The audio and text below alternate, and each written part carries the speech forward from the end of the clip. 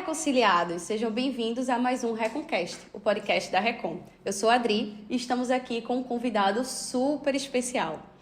Ele que é marido da pastora Juliane Uchoa, pai de Gabriel e Mateus, avô da princesa Helena, arcebispo primaz da Igreja Anglicana no Brasil, mas que também já foi um pastor queridíssimo dos nossos líderes atuais aqui da Recon.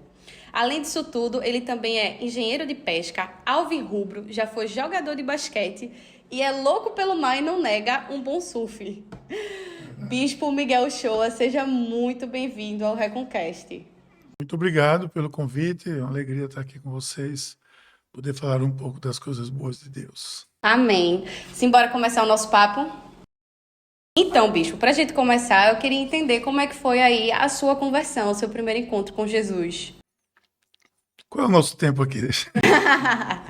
A gente tem tempo. Veja bem, eu não cresci num lar evangélico, num lar cristão, meu lar era dividido, minha mãe era de história evangélica, meu pai agnóstico, mais tarde se tornou até espírita e depois abandonou o espiritismo, ou seja, meu lar era dividido. Tanto que quando eu nasci, eu sequer fui batizado, nem na Igreja Católica. Então eu vim me batizar aos 23 anos de idade pelo pastor Paulo Garcia, na época, que foi quando eu me converti. Então eu não cresci num lar cristão. Não crescendo num lar cristão, a minha influência cristã era pouquíssima, né? Mas minha mãe, como toda boa mãe cristã, sempre nos nutria aqui e ali de porções do Evangelho. Livros, historinhas, revistas, eu sempre convivi com isso. Eu lembro bem na minha infância algumas histórias em quadrinhos de evangelhos e tal. A minha história da minha mãe é uma história muito interessante, inclusive. Minha mãe vem de uma linhagem de Assembleia de Deus, que entrou na minha família, na família da minha mãe, através de um fato inusitado. Um tio-avô, que era uma pessoa muito influente na família, era chamava de caixeiro viajante, ele vivia pelo mundo e estava em Belém do Pará na época do avivamento da Assembleia de Deus em Belém. E lá ele se converteu. E ele mandou uma carta. Como ele tinha uma ascendência, a minha família chamava ele de o apóstolo da família. Por quê? Porque ele escreveu uma carta para a família toda dizendo: olha, esse aqui é o evangelho, vocês têm que abandonar a idolatria e ser tudo crente, assim mesmo. E o que é interessante é que todo mundo fez isso. Todo mundo compra em Bíblia e agora tem que ler a Bíblia. E essa foi a conversão da minha família pelo lado de minha mãe. Minha tia-avó, minha avó e depois minha mãe, todas. Eu lembro muito da minha tia-avó de coque, cabelo batia quase no chão, e a minha avó também. Depois minha avó, minha mãe se afastou, veio para Recife. Eles eram de Catende, estou falando de Catende, interior de Pernambuco. Vieram para Recife, chegando em Recife, a vida levou para lá e para cá. Mas minha avó sempre muito fiel, com sua Bíblia. Minha mãe não, minha mãe foi trabalhar, não frequentou mais igreja, até que ela começou a ir numa pequena igreja presbiteriana lá em Boa Viagem. Não demorou muito isso, porque o reverendo Paulo Garcia chegou na cidade, isso vai ser em 1974, e ele criou um programa de rádio, que chamava-se programa de rádio que ele... Como era mesmo? Não me lembro agora. Vai chegar o nome. E ele criou esse programa de rádio. Desculpa se você estiver assistindo, meu pastor, mas eu esqueci o programa. Ele criou esse programa e minha mãe escutou no programa no rádio. E aí ela disse: eu vou lá visitar essa igreja. E era a Igreja da Trindade, que não tinha praticamente ninguém. Era Paulo Garcia, Tiago nem tinha nascido, tinha Fernanda, nem Paulinha tinha nascido. Isso era só Fernanda. E daí minha mãe ficou, nunca mais saiu de lá. Foi velada lá, morreu na igreja, foi velada na igreja, e minha mãe é conhecida por todos da nossa geração. Dona Lenita. Dona Lenita era a alvirrubra, que dizia para o pastor Paulo como é que estava o jogo. De lá da cadeira ela ficava dizendo o placar quando o Paulo estava pregando, o pastor Paulo estava pregando. Então minha mãe voltou para a igreja, na igreja anglicana. O senhor chegou lá na juventude, assim, praticamente. E minha mãe pedia para eu ir lá, e eu não gostava. Veja, eu era sufista, eu tinha uma maneira de me vestir, eu tinha uma maneira de viver, Eu não tinha uma igreja naquela época que tivesse a nossa linguagem. Não tinha. Mas o que é que me atraiu? Indo para o colégio, eu estava no Colégio Nóbrega, e eu ia da Guaraná para o Nóbrega. Na Conda Boa Vista tinha um grupo de jovens que se vestia como eu, que falava a linguagem que eu falo, a maneira que eu falo, tinha os cabelos que eu tinha. E eles diziam assim: Jesus te ama e eu também. Que danada é isso? Vou ver o que é isso. E eu peguei um daqueles folhetos, que era uma história em quadrinho. Achei interessante. Eram os Meninos de Deus. Hoje, não tem mais por aqui, mas foi um grande movimento na Califórnia, chamado Jesus Revolution. Muitos grandes líderes hoje do mundo passaram por esse movimento. Na Califórnia, que batizava Jovem na Praia. Tem um filme que está aí nos streams, chamado A Revolução de Jesus, ou Jesus Revolution. Que é mais recente, né? Que conta essa história. Acho que é na Netflix. Bem bacana.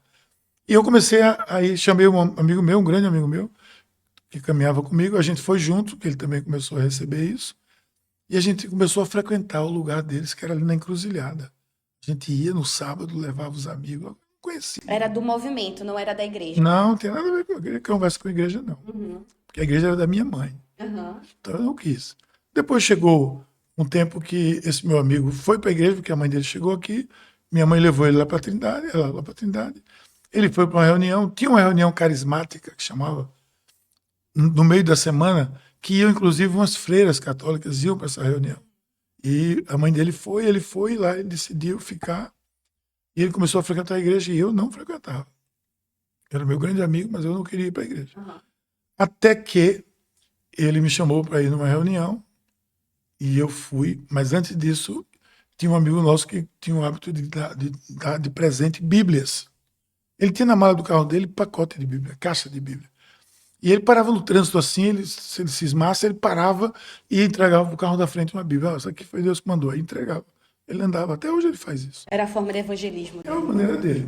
E eu estava na praia, em Boa Viagem, de sunga, que é o que a gente usava. Em Boa Viagem ele chega para mim, era meu aniversário, em dezembro, e ele me deu um pacote fechado, um pacote embrulhado. Quando eu abri, era uma Bíblia de capa preta, capa dura, desse tamanho. E eu fiquei na praia com a Bíblia. Imagina essa cena, gente. Ou eu era um crente, né? Que não largava a Bíblia, eu era um louco. Eu escondi aquela Bíblia, botei embaixo do meu travesseiro, quando cheguei em casa, embaixo da minha cama, porque eu não queria que minha mãe soubesse. E aí eu comecei a ler a Bíblia, ler o Novo Testamento, ler os Evangelhos. Porque a minha fascinação começou a ser por Jesus. Esse cara é legal, eu gosto dele, o pessoal do Menino de Deus já falava. E aí esse meu amigo chamou para uma reunião. E nessa reunião, na casa de uma família que sempre foi da nossa igreja, sempre foi da Igreja da Trindade, inclusive, os Silvestres, e lá na Avenida Conselheiro Aguiar, aqui perto, na cobertura, teve uma reunião de jovens, eu fui lá. E naquela reunião Deus falou comigo muito claramente através daqueles jovens, eu entreguei minha vida e dali eu já saí decidido a ser parte da igreja, a me envolvi com a igreja, liderando os jovens, etc. Então, assim foi a minha conversão. E aí o senhor saiu desse momento aí de encontro com Jesus e começou a participar da Trindade e começou a liderar alguns ministérios. A Trindade, não, porque essa altura o pastor Paulo tinha implantado a igreja em Boa Viagem. Era uma salinha ali em cima da Casa dos Frios. Era uma salinha no segundo andar, que minha mãe já frequentava ali. E esses jovens frequentavam lá. Então, sábado a gente tinha um encontro lá. A gente ia muito para a Trindade porque era uma igreja só. Estava lá e cá. Era um ponto missionário. O sábado era aqui, o domingo era aqui, mas durante a semana, encontro de jovens, tudo isso era lá. Sim. Então, ali, naquela pequena igrejinha, eu dei os meus primeiros passos. Ali eu fui batizado pelo pastor Paulo Garcia, na época, com 23 anos de idade. E meu vínculo com a Trindade sempre foi muito forte, porque, como eu disse, era uma igreja, tudo que a gente fazia era junto. E depois veio outras experiências, mas essa foi a minha experiência de conversão. Que massa! E aí eu queria entender porque a gente aqui, nossos líderes, eu sempre escuto Bispo Ivan, Pastor Rodolfo, falar que o senhor era o pastor deles, que o senhor é o pastor deles. E como foi o início desse chamado pastoral e o senhor começou com isso? Eu comecei a liderar a juventude, muitos trabalhos, eu e esse meu amigo, que hoje está na presença de Deus já, mas nós liderávamos a juventude e, assim, tinha muitos jovens, começou a chegar muitos jovens, e a gente fazia reuniões nas casas aqui, Viagem, Candeias, Piedade, toda essa região sul aqui, a gente estava mais aqui. E um dia a coisa começou a pesar para mim. Eu, nessa época, estava na universidade, eu fazia parte da ABU, já estava dentro da ABU, dirigindo grupos pequenos, né, intervalo bíblico e tal, lá na Universidade Rural, mas comecei, de fato, a sentir um chamado, uma coisa especial. Mas me negava isso, eu me negava. Eu tinha meu plano, eu quero ser engenheiro de pesca, eu quero ser pesquisador, eu quero ser professor universitário, eu tinha meu plano todo traçado na minha mente. E a partir daí eu negava, eu dizia, não, isso não é para mim não, tal. Agora, inusitadamente, não sei nem se o meu querido pastor Paulo vai lembrar disso, mas ele ia para os Estados Unidos fazer um sabático, a primeira vez que ele foi, com a família toda, ia passar lá, acho que 6 meses, um ano. E ele diz, vai ter um culto de despedida, e a juventude que vai organizar, no sábado, e você vai pregar. Eu nunca tinha pregado, especialmente a igreja toda, sábado à noite, despedida do pastor, disse, não, não vou fazer isso, pastor, porque mas eu já estava com esse conflito de chamado. E ele me chamando, e aí a coisa piorou. E eu me lembro que ele ligou lá para casa da minha mãe, onde eu morava, falou com a gente, falou comigo, tudo bem aí e tal. E eu disse que não está tudo bem não. Eu não tenho nada, eu não consegui. Ele disse, não, mas sente aí, você vai conseguir. Para o pastor Paulo dizer isso, tinha que ser Deus. E eu fui naquele dia. Mas quando eu voltei para o quarto, eu disse, está vendo Deus? Briguei com Deus. Eu disse, pastor, quer que eu pregue? Eu não sei nem o que eu vou dizer. Como é que esse negócio de ficar me instigando para que eu vá ser pastor? Assim, deixa eu ser só crente. Eu dizia, deixa eu ser só um crente. Eu vou ser um bom crente, tal, mas eu não tenho capacidade para isso. Naquela hora, a minha Bíblia estava deitada na minha frente. Foi uma experiência sobrenatural. Na minha cama. E entrou um vento, não sei por onde, e a Bíblia folheou, sozinha. Caiu no texto de Coríntios, onde Paulo diz aos Coríntios, não que nós tenhamos capacidade por nós mesmos de fazer qualquer coisa, mas a nossa capacidade vem de Deus, que nos faz ministros de uma nova aliança.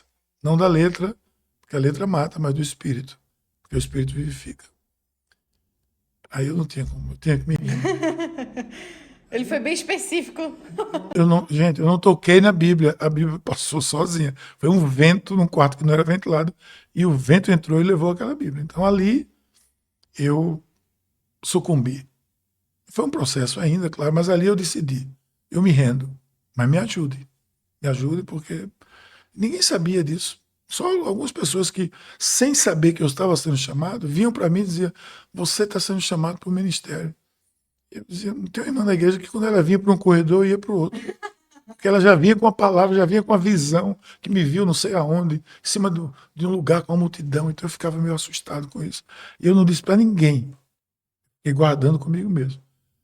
Mas nesse dia, realmente, eu tive que sucumbir. Mesmo assim, não disse a ninguém, fui administrando. Fiz um encontro de jovens, já crente. Eu fiz o terceiro encontro de jovens. E não fiz o primeiro porque eu não quis, que eu viajei. Mas eu fiz o terceiro encontro de jovens. Quando eu voltei do encontro, aí o pastor Paulo disse, vai aí, diz um testemunho, né? Vai dar um testemunho. Aí eu disse, não, pastor, já sou crente, não vou dar testemunho, não. Não, vai, diz alguma coisa. Eu disse lá 3 palavras. Aí quando acabou ali na chamada Praça da Alegria, que a gente chamava aquele hall que tem ali hoje.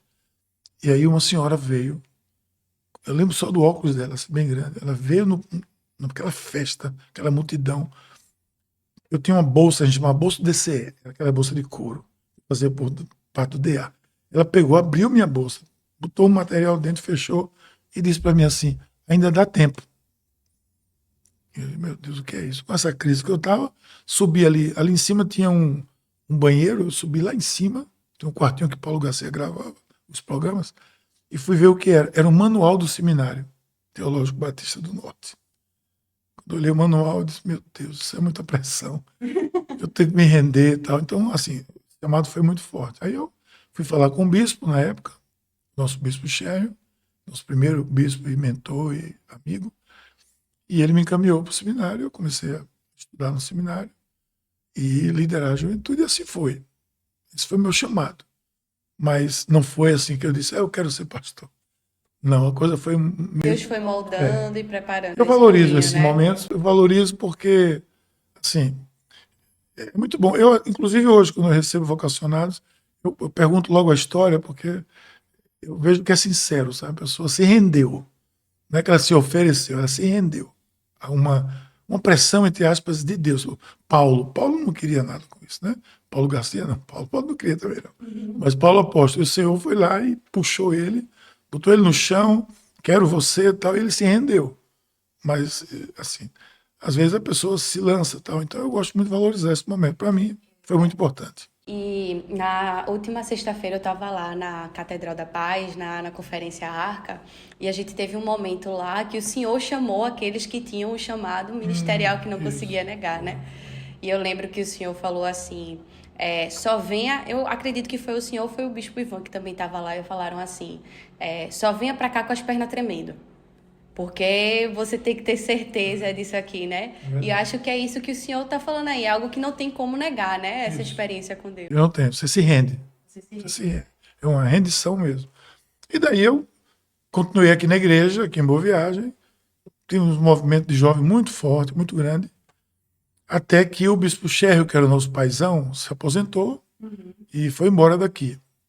O bispo que veio era uma boa pessoa, uma pessoa que a gente, se fizesse churrasco, a gente ia comer junto, falar de futebol, mas a teologia era outra, a doutrina era outra, muito diferente. E aí a gente era da linha carismática, da linha renovada, ele não era, da linha mais liberal, e nisso a gente não bateu. E a igreja começou a declinar. E os jovens que estavam comigo, eram um multidão de jovens que estavam conosco, praticamente todos foram embora da igreja. Eu fiquei praticamente só com, como dizia minha mãe, meia dúzia de três ou quatro. E daí não tinha mais como, eu fui conversar com o pastor Paulo, e eu me lembro que ele disse assim, você está tentando levantar um defunto que não vai levantar. Esse morto não vai levantar. Venha-se embora. Eu voltei para a origem, né, que era a Trindade. Eu voltei para lá e fiquei lá servindo como colaborador ali, com jovens e tal, e aos poucos fui me envolvendo também. Eu pedi a ele calma, que eu queria primeiro conhecer mais a igreja, que eu estava afastado há muito tempo de lá. Me tornei pastor de jovens, sem ser ordenado, que o outro bispo não tinha muita simpatia pela minha ordenação, demorou um bocado. Me tornei pastor de jovens porque Paulo me colocou como pastor de jovens. Ele me chamava de pastor, o povo me chamava, mesmo sem ser ordenado. E fui me envolvendo nos encontros, eu fundei o discipulado. Isso eu posso dizer que foi uma ideia nossa, porque a gente tinha um encontro de jovens, tinha duas turmas, dois grupos. Eu chamava a turma do amor e a turma do poder, lá na Trindade. A turma do poder era a turma da sexta-feira que ia para lá mover o fogo do céu. E tinha a turma do amor, que era a turma que trabalhava nos encontros, tal, mas não se envolvia muito com a igreja. Queria ficar mais na dele. Ficava por ali. E aí eu disse, não, vamos fazer um programa aqui, e criei um discipulado. Coincidentemente, convidei 12 pessoas, 12 jovens, querendo multiplicar com 6 meses. Isso demorou mais de um ano, bem mais de um ano, e a minha casa começou a ficar muito cheia. Eu morava em Boa Viagem, aqui.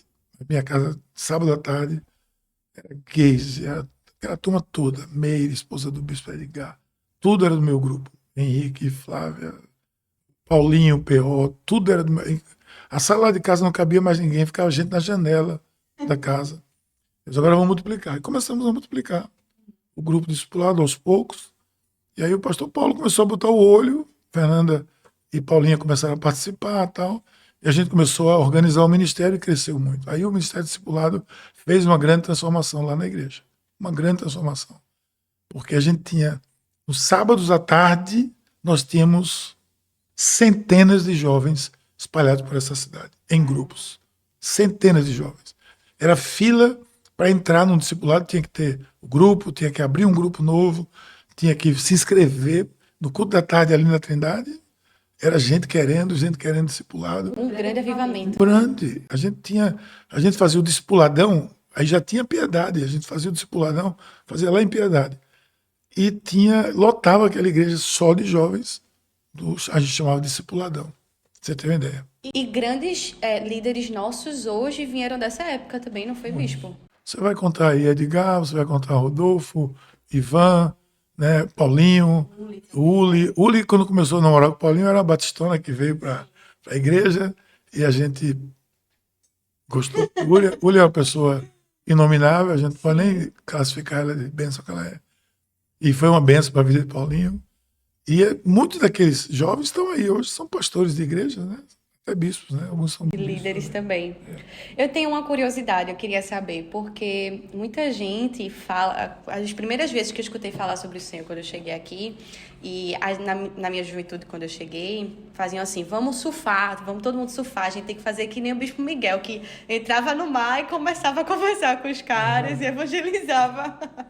E eu queria saber como é que o Senhor fazia isso, porque hoje em dia a gente fala tanto sobre missões, e às vezes a gente acha que fazer a missão tem que realmente ter um momento e tudo mais, e de fato tem, mas a missão é no dia a dia também, né, na nossa rotina. E o senhor ia surfar e pregava o evangelho. Como é que era porque isso? o ambiente do surf era um ambiente muito, na minha época de juventude mesmo, era um ambiente muito marginalizado.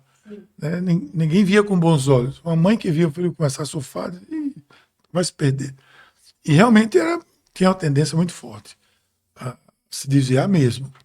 Mas eu me converti dentro da universidade, já surfista, andando com todas as peças do surf de Pernambuco. Eu faço parte do grupo pioneiro do surf de Pernambuco. Até hoje eu tenho um grupo de amigos que a gente se reúne uma vez por ano.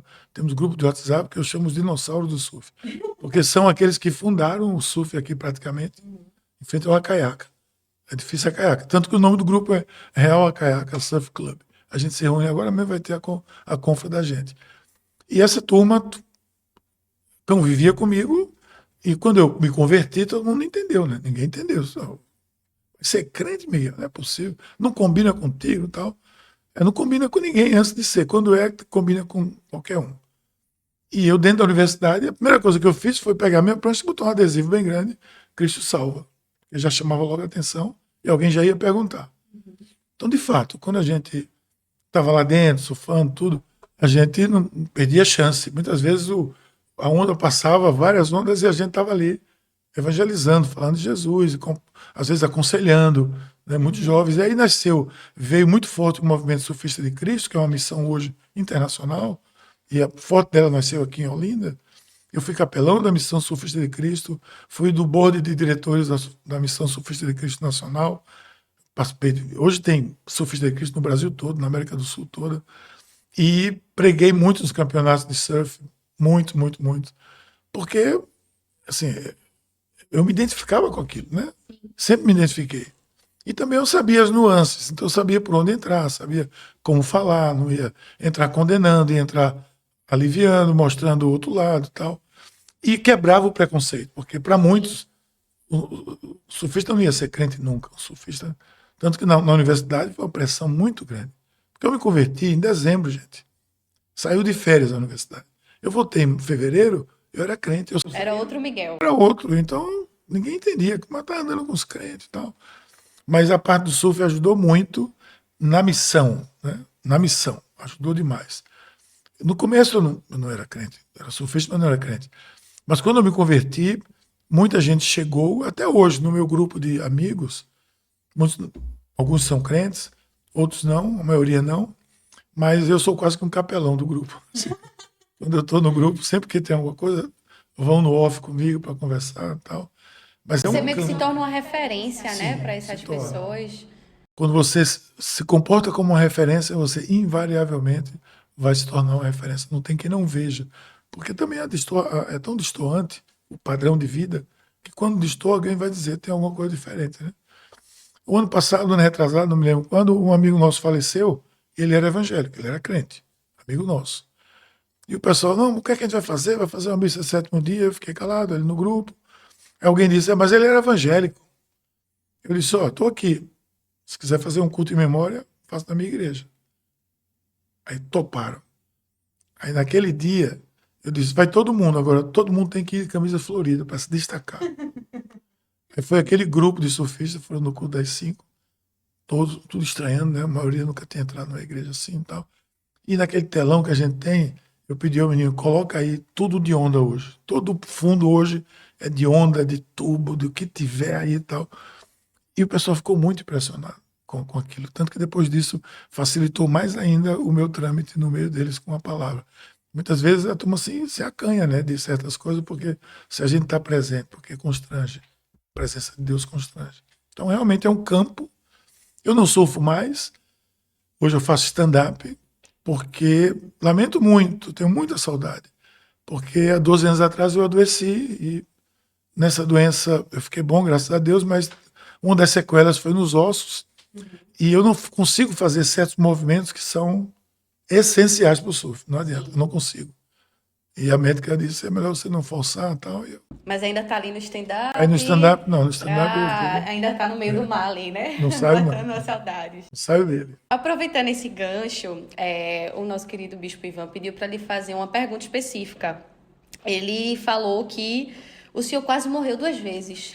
E ele queria Que eu saiba 2 vezes, né?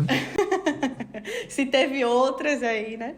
Mas eu queria que o senhor falasse um pouco sobre isso. Como é que foram, o que é que aconteceu e como é que Olha, foi isso? eu estava surfando, um dia todo lá com a turma da igreja, porque eu quando, aqui na Piedade, tinha muito surfista na igreja, ainda tem. E todo domingo, quando acabava o culto, o pessoal me procurava e dizia, a pergunta era, a Arca vai amanhã? Amanhã era o dia de segunda-feira que eu ia surfar. E a Arca era meu carro, porque eles queriam carona para ir comigo. Então, eu tinha uma doblô, ela ia cheia toda segunda-feira surfar. E eu estava surfando, como um dia qualquer, fomos a manhã toda, fomos almoçar, surfista não almoça, toma açaí, então a gente tomou açaí, descansamos um pouco, na volta vamos dar uma caída, né? O surfista, vamos dar uma caída de novo. Bora, passamos uma caída. No primeiro momento que eu entro, que eu vou pegar a primeira onda, dá uma dor no meu peito, absurda, muito forte, aqui pela costela, saí embolando pelas ondas, não tive força, fui parar na areia igual um tronco, rolando mesmo, sem força. Uma dor muito forte. Aliviou um pouco, eu disse, ó, chegar, eu vou direto ao médico. Eu fui direto para o hospital. Cheguei lá, eu que dei o diagnóstico errado. Ele disse, você veio de onde? Eu estava surfando e senti uma dor aqui e tal. Ele disse, vai ver que eu trinquei uma costela. Eu disse. Ele disse, vai ver que foi isso. Ele não tirou uma radiografia. Passou um anti-inflamatório, ou seja, eu dei o diagnóstico.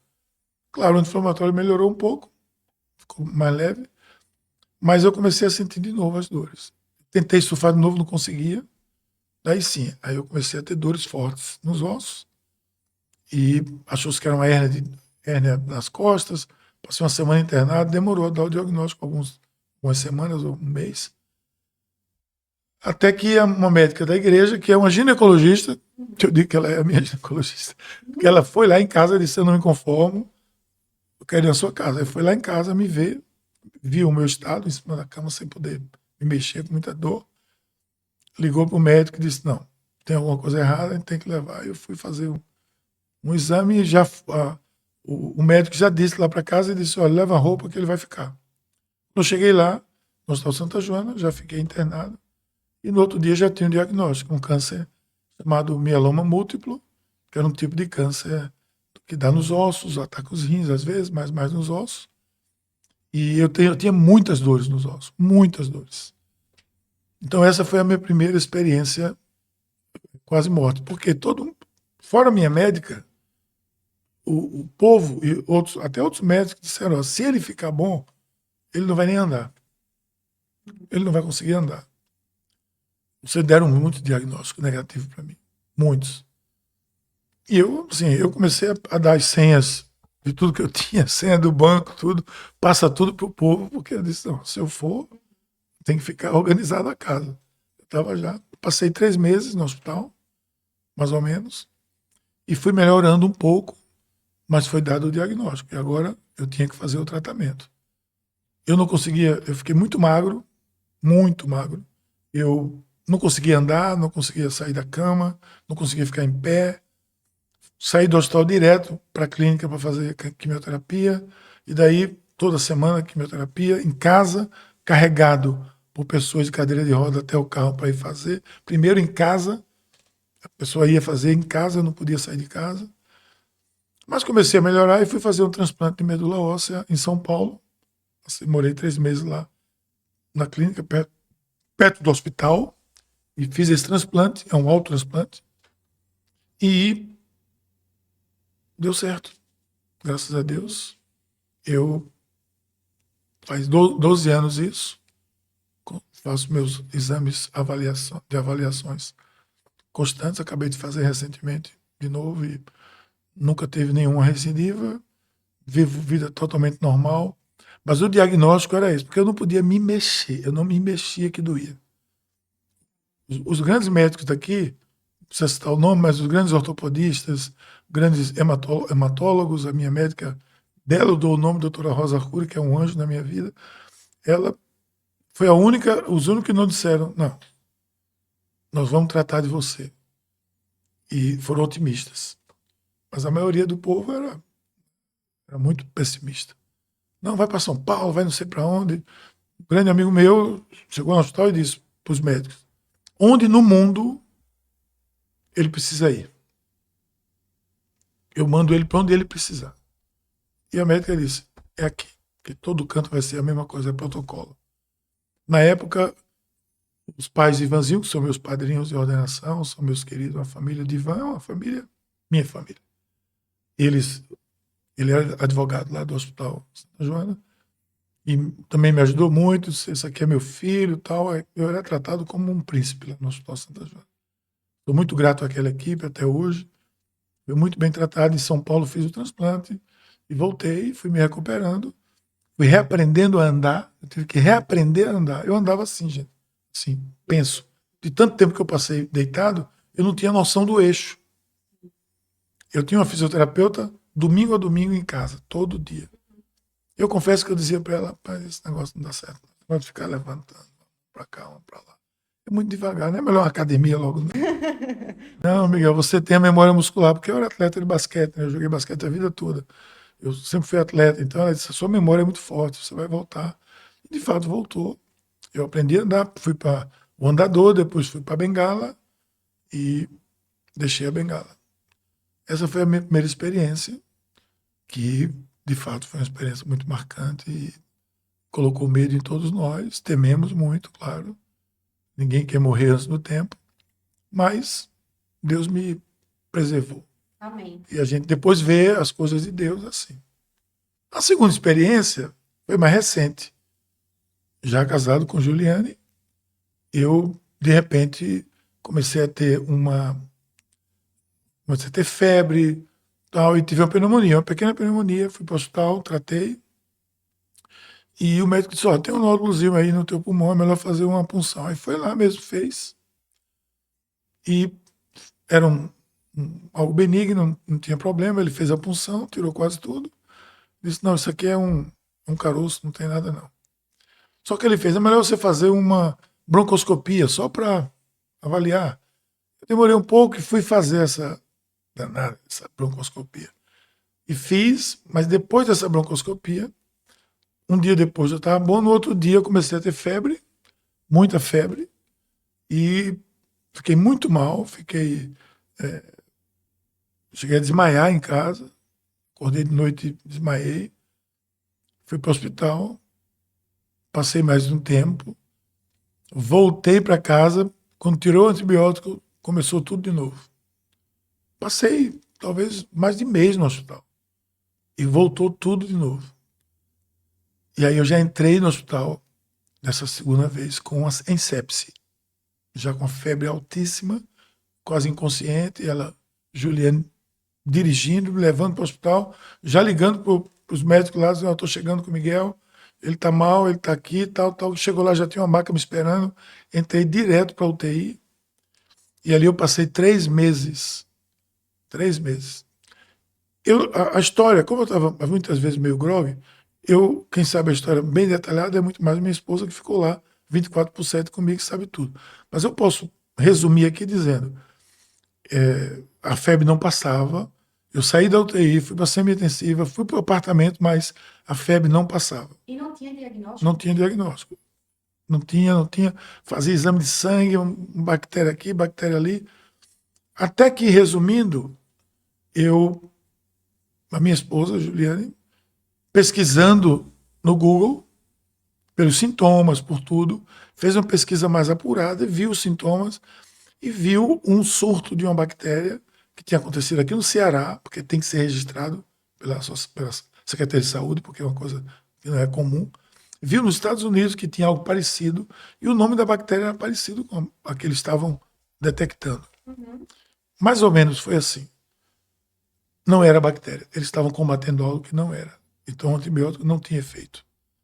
Digamos que era uma prima. Quando o médico recebeu, aí o Juliano disse, doutor, eu vi isso aqui, duas coisas importantes. Primeiro, ela ter pesquisado e eu perdoar o Google pro resto da minha vida. Segundo, o médico disse, mande para mim. Você sabe que médico, muito ocupado e outras coisas mais, muitas vezes não dá valor a essas coisas. Mas o doutor, que é um gente boa demais, ele disse, mande para mim. Ela mandou. E ele voltou e disse, eu acho que você matou a charada. Foi Juliane que matou a charada. Matou a charada. E o médico Pastor e médica. reverteu o antibiótico e eu comecei a melhorar. Comecei a evoluir. E detectou-se um sopro e um coágulo no coração. Logo que eu cheguei no hospital. Você sabe que o pessoal ia para a porta, passei 3 meses lá. O pessoal ia para a porta do hospital, fazia culto na calçada de Santa Joana. E o médico disse, olha, agora tem que ver isso aí, porque eu entrei com uma taquicardia altíssima, meu batimento cardíaco não baixava. E o cardiologista, que é muito amigo de Ivan também, da família, ele, doutor Carlos Figueiredo, que é outro anjo na minha vida, ele brincava muito comigo, ele disse, rapaz, eu quero te reverter. Reverter é você fazer um processo que a taquicardia acaba, mas ele não podia, porque eu tinha hemácias baixas, era uma coisa. Mexe num lado, piora no outro. Até o dia que ele disse, vou lhe reverter hoje. Aí foi para a sala já levando equipamento, tudo. Mas o cardiologista chega na sua mesa, na sua cama, a primeira coisa que ele faz é pegar no pulso. Todo cardiologista é assim. Enquanto ele está conversando com você, ele está no seu pulso. Aí ele parou e disse, não é possível. Ele dizia, ele brincava muito comigo, vou reverter você e tal. Quando ele pegou, ele disse, não é possível. O que foi, doutor? Disse, nossa amizade acabou. Você se reverteu sozinho. Isso acontece, isso ele disse, é raro, muito raro, mas aconteceu. Você não tem razão nenhuma para reverter. Sua pulsação está normal, não preciso fazer mais o procedimento. Recolheu tudo. Agora a gente vai investigar o coágulo. Chamou o mesmo médico que tinha detectado o coágulo, levou para o bloco de novo, fez o procedimento todo e o médico disse, não está lá não. Não tem coágulo nenhum aí no coração dele. O coração dele está limpo. Como é que é isso? Dissolveu? Ele disse, não é comum. Eu não tenho essa experiência. Mas não está mais aí. E ele pediu que fosse o mesmo médico, porque ele queria ter a comprovação de que o mesmo médico que viu lá o coágulo fosse lá no mesmo lugar. Sim. Ele viu e disse que não tinha mais. Aí eu comecei a evoluir. Mais uma vez, eu não conseguia andar. Ela que me levava para... Juliana que me levava para tudo. Eu fazia aquelas fisioterapias de hospital, você não acredita que não vai dar em nada. Mas eu disse para elas, eu vou sair daqui andando. Eu dizia para ela, vou sair daqui andando. Comecei de novo no andador, de novo com a bengala. E eu saí do hospital com a bengala igual a Carlitos. Rodando a bengala, passando pelo bloco cirúrgico, pelo bloco das enfermeiras, dando tchau para elas todas. E graças a Deus, essa foi a minha segunda experiência, espero que tenha sido a última. Amém. E uma coisa que eu fiquei curiosa de saber também, bispo, é como o senhor manteve a sua fé nesses momentos difíceis? Porque quando a gente se coloca num lugar desse, eu imagino que a gente pense assim, né? Será que a nossa fé vai ser abalada nesses momentos? O que é que de fato lhe sustentou aí? Olha, eu tenho cerca de 40 anos que eu ando com Jesus. Eu não sou nenhum herói, absolutamente. Mas eu nunca duvidei da presença de Deus na minha vida. Nunca tive nenhuma dúvida de que Deus estava comigo. Não por causa dos momentos assim, mas do meu dia a dia, do meu chamado. Eu nunca duvidei, eu nunca quis deixar de ser pastor, eu nunca quis deixar, desde o dia que eu tomei minhas decisões, eu sempre tive muita presença de Deus, muito clara para mim. E eu nunca fui de reclamar e dizer por quê. Isso é algo meu, tem pessoas que não conseguem. Para mim para que isso vai servir na minha vida. Então, durante o meu tempo lá, eu sabia que a situação era grave, mas eu não tinha noção da gravidade que um médico tem a noção. Eu não tinha. Ou que a minha esposa tinha. Mas eu sempre confiei de que Deus estava conosco. Porque, veja, você olha para o retrovisor e vê se Deus estava com você naqueles momentos todos, até hoje. Tem uma caminhada, gente. Então você diz, por que ele não está agora comigo? Isso me fortalece até hoje, é assim. Eu olho para o retrovisor e digo, Deus estava comigo ali, Deus estava comigo ali, Deus estava comigo ali. E a Bíblia diz isso.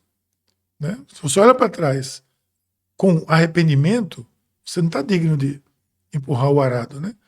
Mas se você olha para trás para dizer, de vez em quando é bom olhar no retrovisor, dizer, se Deus estava comigo ali, ele está comigo aqui. Ele disse, estarei com vocês até ao final de todos os tempos, ele está comigo aqui. Então, assim, eu não tenho nenhum testemunho de heroísmo, eu não tenho nenhum testemunho, nenhuma palavra de, não, eu sou um vencedor, nada disso. Tudo que eu sou é por causa de Jesus. Tudo que eu venci foi com ele, que sem ele eu não seria nada e não estaria nem aqui para contar a história. Eu tenho certeza que ele me livrou pelo menos desses 2 momentos, de outros que eu nem sei, ele me livrou. Porque ele tem um propósito claro na minha vida. E cada vez que acontece algo comigo, como aconteceu, eu vi o propósito, porque ele me preservou. E eu vejo na história da minha vida, porque eu precisava estar ali. E eu vejo agora, de novo, que ele me preservou, eu vejo por quê. Porque eu precisava estar ali. Na hora que ele não precisar mais de mim, ou de qualquer pessoa, aí sim ele vai nos levar para a presença plena dele. Mas enquanto ele precisar da gente aqui para fazer a obra dele, ele vai estar. Então, eu sou um servo, eu estou disponível aqui para o Senhor. E mais uma vez, não tem nenhum heroísmo nisso. Eu apenas confio que o Senhor está comigo. Foi isso que ele me disse naquele dia. Eu tenho uma frase que eu nunca me esqueço, quando eu estava no último culto meu na Trindade, antes de começar a Piedade, porque ia inaugurar, e domingo que vem eu ia estar em Piedade. Eu não tinha equipe. Eu tinha um grupo de poucas pessoas que estavam comigo. Chegava a 30 pessoas. Que ia comigo. Muito parecido com a história de Ivan, porque eu era o responsável pelo seminário de vida no Espírito Santo. E quem foi comigo foi o grupo dirigente do seminário de vida, tudo que morava por aqui, e vinham comigo. Mas eu tive a sensação, naquele dia, no último culto ali na Trindade, aquele culto das 5, eu era pastor daquela turma, igreja lotada, e eu pensei, domingo que vem eu vou estar lá, naquele lugar grande, sozinho.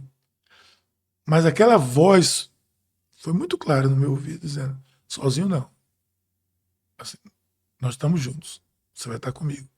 Amém. Então, com experiências que você tem com Deus, a sua confiança em Deus vai crescendo. Não estou dizendo que em algum momento eu não possa vacilar, não sou nenhum herói, mais uma vez.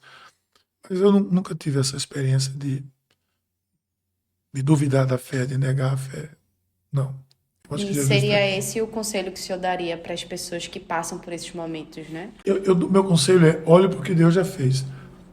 Teve um momento, agora eu me lembrei, eu preciso registrar isso. Aqui na igrejinha, a gente estava lá no segundo andar do Casa dos Frios.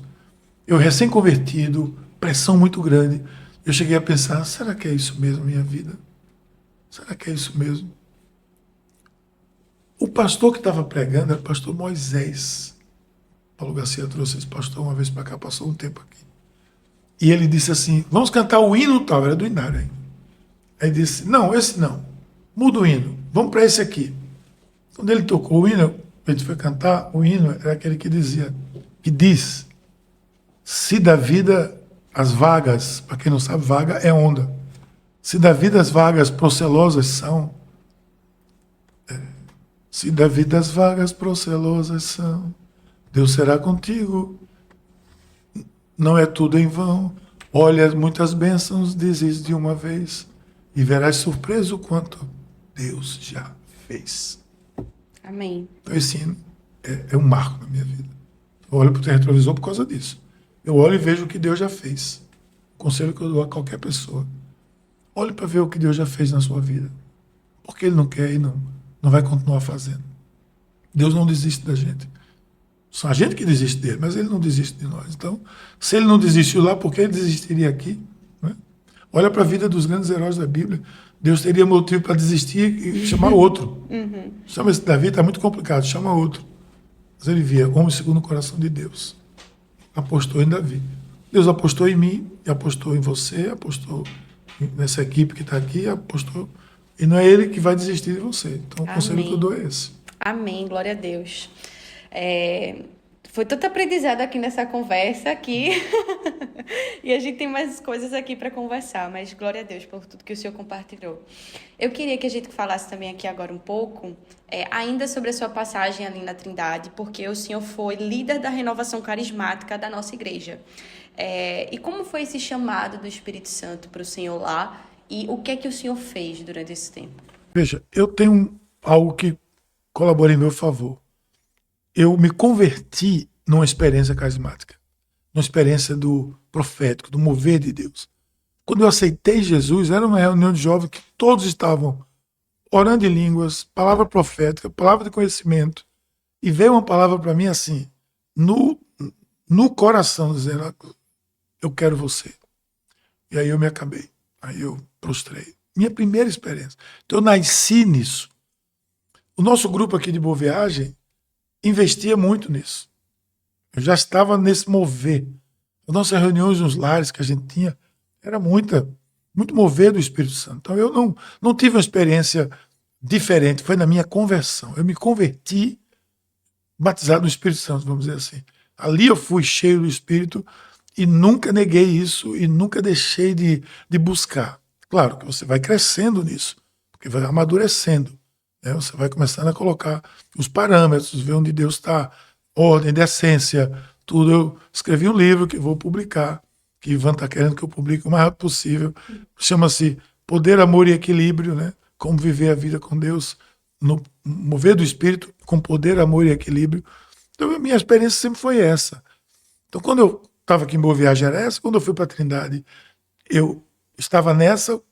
A gente queria trazer o Seminário de Vida Espírito Santo para a igreja, mas o bispo aqui não era simpático, o segundo bispo. E ele não autorizava, até que a gente insistiu tanto, ele disse, autorizo desde que seja só na Trindade. Mas olha, a gente crê que o avivamento não é onde ele cai, é quando ele se espalha. Deixa ele cair, ele não vai ficar ali, ele vai se espalhar.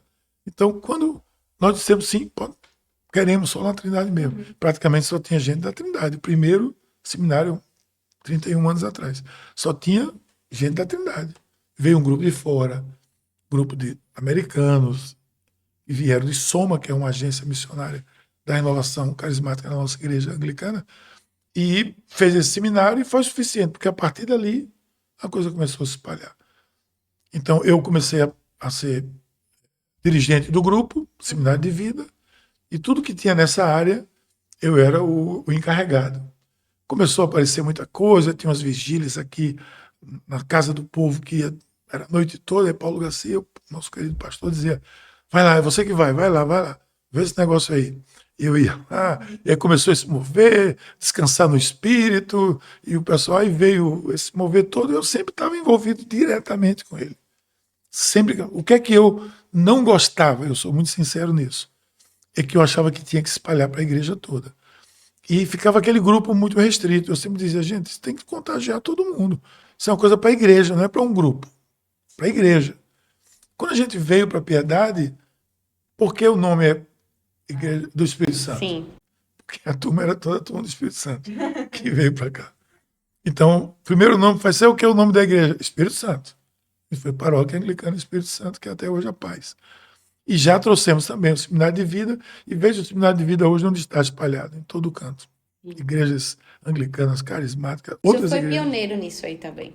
Nós fomos, não somente eu, mas o pastor Paulo, na época, e o grupo que montou aquele primeiro seminário, foi o pioneiríssimo. E ali espalhou-se mesmo. E esse avivamento que a gente vê hoje, no mover do Espírito, foi por causa daquela decisão.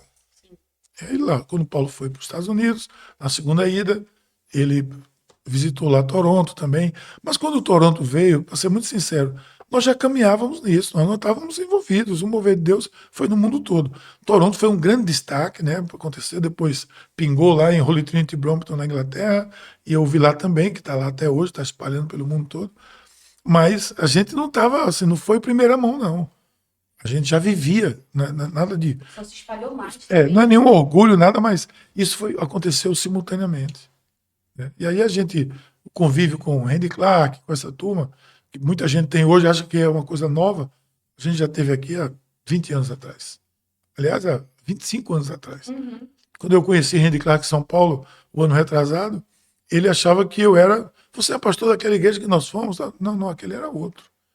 Eu era ali um pastor jovem. Ele lhe confundiu com o Dom Paulo. Não pelo físico, eu acho que ele nem lembrava, mas pela igreja, tudo. Eles, você é pastor daquela igreja? Eu falei, não. Ali eu era pastor de jovens. Ou seja, a gente estava vivendo esse mover do Espírito. E claro que se aprofundou mais e tudo. E também todas as conferências de jovens alcançando nossa geração. Foi 13 anos, todo ano vinha a equipe dos Estados Unidos. Muito do mover do Espírito, mover da renovação.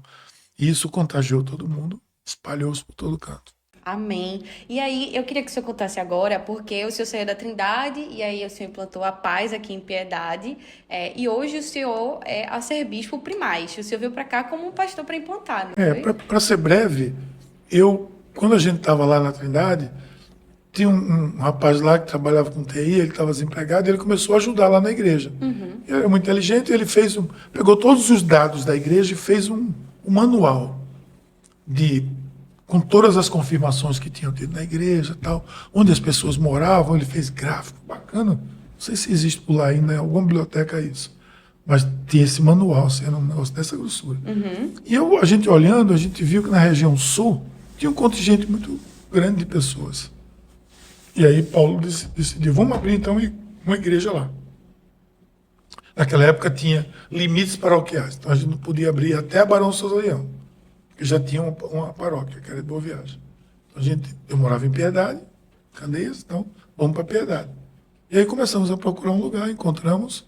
Eu me lembro muito bem que a gente estava procurando um lugar, achamos o lugar perfeito, era um antigo Banco Nacional, a gente foi lá e o cara disse, não quero mais alugar não, quase que assina o contrato, desistiu. E eu disse, bom, Deus vai ver que Deus tem um lugar melhor. Na sala do pastor Paulo, estávamos o grupo conversando, parte desse grupo, Piedade, e alguém disse, a Babilônia fechou. Eu não sabia nem o que era Babilônia, eu confesso que eu nem me lembrava. O que é Babilônia? Aquela boate fechou. Eu disse, rapaz, lá está fora da nossa cogitação. Mas aí, providência de Deus, o cara que tinha comprado o ponto comercial da Babilônia, Agostinho, filho, o pai dele, seu Agostinho, era membro da Trindade. E ele disse, rapaz, eu quero fazer uma academia lá, mas acho que dá uma boa igreja. Você não quer ir ver, não? Eu estava trabalhando, que eu trabalhava como engenheiro, estava por aqui pela cidade, e aí Paulo Garcia me ligou e disse, Miguel, a Babilônia está na nossa mão. Eu disse, então, vamos lá sábado, vamos ver. Aí fomos com esse grupinho ver o lugar, e ali mesmo a gente decidiu. É o mesmo lugar até hoje, né? É o mesmo lugar, só que era destruído, era horrível, era vermelho, porque era Babilônia, gente. Babilônia é inferno.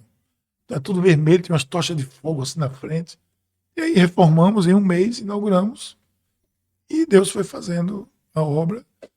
E aí nós, depois em seguida, o pastor Paulo, na época, se desvinculou da igreja anglicana e eu fiquei. Eu não vi motivos, eu tinha um chamado muito claro. Eu sempre tenho uma gratidão pelo meu querido pastor Paulo, porque nem ele, já disse a ele, nem você vai conseguir tirar a minha gratidão, se você quiser. Porque a minha gratidão é pelo que você fez pela minha vida com Cristo, pela minha família, como você me apoiou quando ninguém me apoiava. Ninguém aqui me apoiava na igreja na época. O bispo, tudo era... Lá era o único lugar que eu tinha segurança. Era porque ele me apoiava. Então eu sou muito grato a ele. Fora isso, a história da minha vida, o vínculo da minha vida, eu conheci os filhos desde pequenininho. Tiago, a gente brincava que Tiago era o maior carismático, porque o cabelo dele era assim, empinado. Paulo Garcia brincava, o carismático, cabelo empinado. Então, ele decidiu, eu disse, não, Paulo, eu não vou. Eu vou ficar, eu tenho um chamado muito claro aqui. Mas nunca entrei em nenhum conflito com ele, foi a decisão dele. E eu continuei aqui. Quando eu fui feito bispo, em 2012, 12 anos atrás, eu tinha um propósito muito claro, estabelecer uma província anglicana, porque a essa altura nós já não estávamos também na Igreja Episcopal do Brasil. A carismática é uma coisa, a Igreja Episcopal Anglicana do Brasil, que é uma igreja de teologia liberal, revisionista, que nós nos afastamos delas em 2004. Nós saímos dela. Nós deixamos, 2005. A gente deixou. E nós éramos apenas uma diocese. E nessa diocese, eu fui feito bispo, eu disse, vamos colocar a meta, formar uma província. Começamos a trabalhar, plantamos igrejas, multiplicamos em 3 dioceses e montamos a província da Igreja Anglicana no Brasil, que é reconhecida hoje pela maioria esmagadora da comunhão anglicana. Nós somos hoje, no nosso movimento que nós fazemos parte, nós somos 90%, quase 85%, 90% de toda a comunhão anglicana, que é carismática, que é renovada, que é evangélica. Mas tem os liberais, como todas as denominações históricas estão sofrendo, a nossa também sofreu, mas não nos representa. Então, formamos a província, temos o apoio do mundo todo. Hoje à noite está chegando aqui o arcebispo de Ruanda, que é arcebispo da Igreja Anglicana de Ruanda, na África, presidente do GAFCON, eu sou o vice-presidente do GAFCON, que é o movimento anglicano ortodoxo evangélico do mundo todo. Eles me elegeram vice-presidente. E aí eu fui feito primaz. Primeiro primaz, arcebispo da Igreja Anglicana no Brasil. E o arcebispo Paulo Garcia estava lá impondo as mãos sobre a minha cabeça naquele dia. E muito preocupado, como sempre. O pessoal disse que ele estava, Miguel não vai aguentar ficar sentado aí esse tempo todo, ajoelhado. Deve estar doendo já. Ele é muito agoniado, né? Deve estar doendo no pé dele. Deixa ele, Paulo. Vamos orar por ele. Ele estava preocupado com meus pés, com meu joelho. E para mim foi um presente de Deus ter ele comigo ali, porque ele me acompanhou toda a minha vida. E aí, como primaz, eu sou o primaz da Igreja Anglicana no Brasil. E somos 3 dioceses, somos cerca de 110 pastores em 80 e poucas congregações no Brasil todo, 14 estados dos 27. Nós estamos caminhando para estar presente em todo o país, mas é uma caminhada. Amém. A pressa é só da missão, mas o ritmo de que Deus vai fazer é Ele que dita. Amém. Puxando esse gancho, já caminhando para o final aqui do nosso podcast, o senhor, no caso, lidera todas essas 3 dioceses, né? Tantas igrejas em contextos diferentes, em culturas diferentes. E eu queria que o senhor comentasse e trouxesse aqui para a gente a sua visão de qual é o maior desafio da igreja brasileira hoje. O que é que o senhor enxerga como líder? Vou fazer um podcast só sobre isso. Veja, eu não sou juiz, eu amo a igreja, eu não falo da igreja, eu não lanço fogo amigo, não atiro fogo amigo na igreja, não uso rede social para falar da igreja, porque a igreja, eu sou igreja, eu amo a igreja. Não há uma igreja perfeita, não há uma igreja que seja a igreja. Deus vê a sua igreja, que está nesse caleidoscópio de igrejas denominacionais. Eu amo isso, essa diversidade da igreja. Mas eu amo a igreja anglicana. Aprendi a amá-la desde o começo. E é lá que Deus me chamou, é lá que eu estou. Veja bem, o que é que eu vejo como um grande desafio para a igreja? A unidade da igreja. A unidade é o grande desafio, vai ser, e não é hoje, foi desde o começo. Jesus orou para que todos sejam um. Jesus orou por isso, foi a oração do Senhor, então significa que ele previa que a coisa não ia ser fácil de unidade. Eu sempre lutei pela unidade e pela diversidade. A Igreja Anglicana me ensinou isso. Nós não precisamos ser iguais para sermos irmãos. O meu bispo primeiro, o bispo Sherry, ele dizia, o credo é o primeiro estatuto da igreja, o credo apostólico. Se você crê nesse credo, do jeito que está aí, nós somos irmãos em Cristo. Ponto. A partir daí, você vai ter as suas nuances, você vai ter a sua diferença. Um vai botar uma roupa de um jeito, outro bota do outro. Nós temos que aprender com isso. Essa diversidade precisa ser parte da unidade. Então, um grande desafio para mim, eu creio, que é a unidade da igreja. De eu poder chegar aqui na reconciliação e me sentir em casa, como eu me sinto muito bem. É Ivan ir lá na Catedral Espírito Santo e fazer o que ele fez sábado não foi? Sexta-feira. E fazer aquilo e eu fazer junto com ele. E nós passarmos isso para as próximas gerações. Porque aquela meninada que estava lá está aprendendo com isso. De que nós somos um corpo. Esse é o grande desafio. Eu lamento as fissuras. Paulo Garcia sempre dizia que a divisão da igreja é uma vergonha? É. Mas lutar por ela é uma virtude, então a gente vai lutar por ela sempre. Amém, glória a Deus. Bispo, estou muito feliz com essa nossa conversa. Espero que o senhor tenha gostado também. Acho que vale termos outro papo realmente só sobre essa última pergunta. E eu queria, mais uma vez, agradecer aqui em nome do nosso Bispo Ivan, em nome da nossa igreja, e os frutos do seu ministério que a minha geração desfruta disso hoje. Amém, graças a Então, Deus. glória a Deus por isso. E espero que a gente possa ter outros encontros como esse aqui. Amém. Deus abençoe. Obrigado. Muito obrigada a você que esteve conosco até agora e até o próximo Reconcast.